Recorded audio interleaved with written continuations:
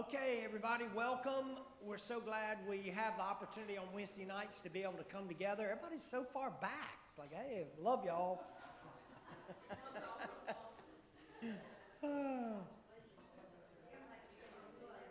What's that? Yeah. Well, I can feel the love from here. Sure can. You always know God is there, but He's there and His promises are true, and I'm focusing on that. And so there is a choice, an intentional setting our hearts and mind on the fact that God is there. So but that's what we've been hitting on so strongly of late. Doesn't mean we don't go through deep water. Doesn't mean we don't go through hot fires. We saw that in Isaiah 43.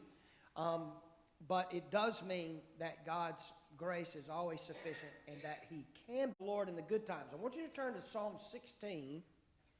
And I want us to look at Psalm 16, verse 6. We almost trust the Lord. I hope you have come to the point in your life where when it's adversity, trial, difficulty in your life, you automatically turn to the Lord. That there's a Psalm 56:3 in your life. When I am afraid, I will trust the Lord. Hey, I've got to run to God. I'm facing adversity. But in Psalm 16, verse 6, back up to verse 4, on my land.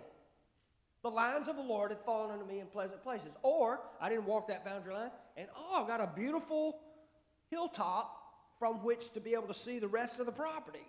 You with me? That's the idea that's being communicated here. Say again? More than you expected. Yeah.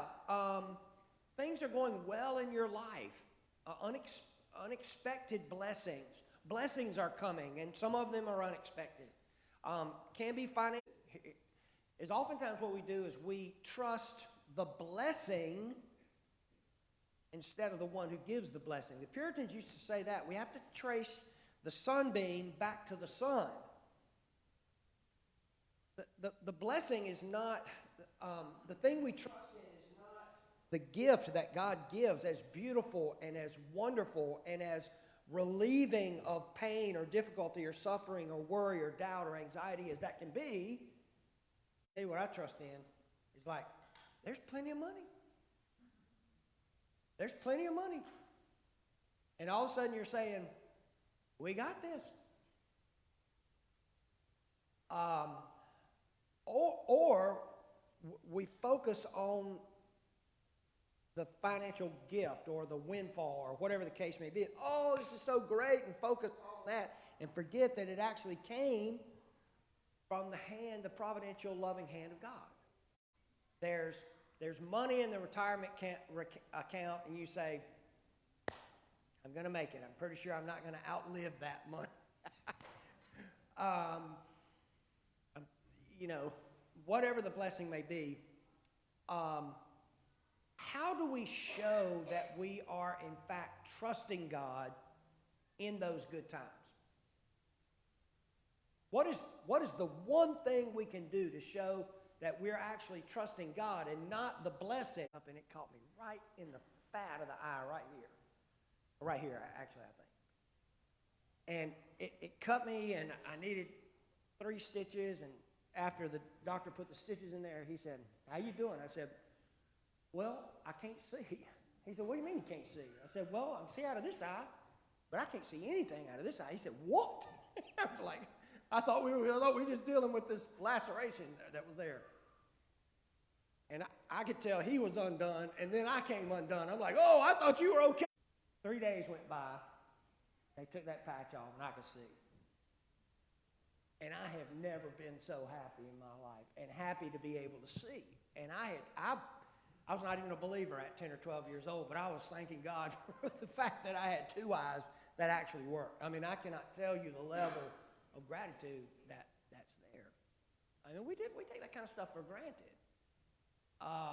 If you've ever had severe, let's start at verse 2. We're headed to verse 3, but I want to start at verse 2. Deuteronomy 8:2.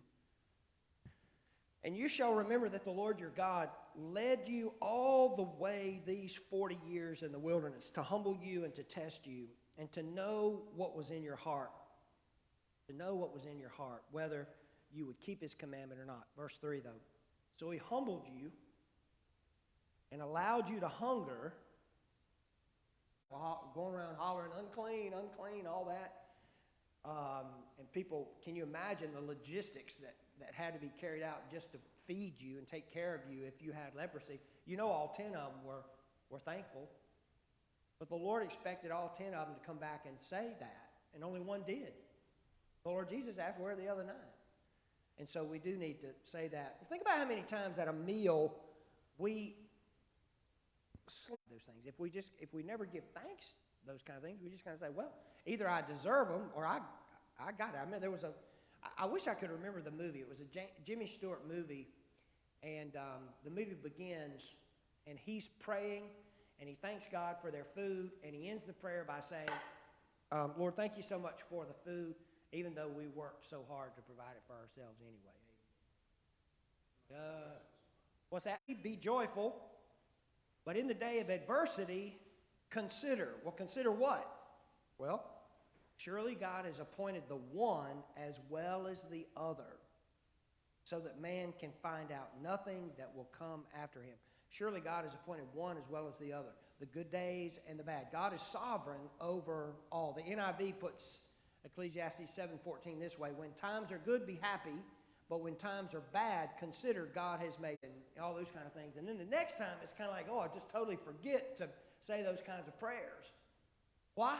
Because it's like, I just forget that God is actually the source of all those blessings and those good times, right?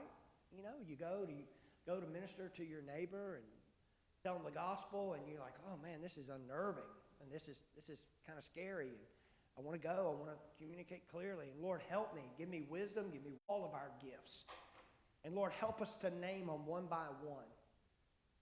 Help us to count our blessings and to trust you when the lines of the Lord fall.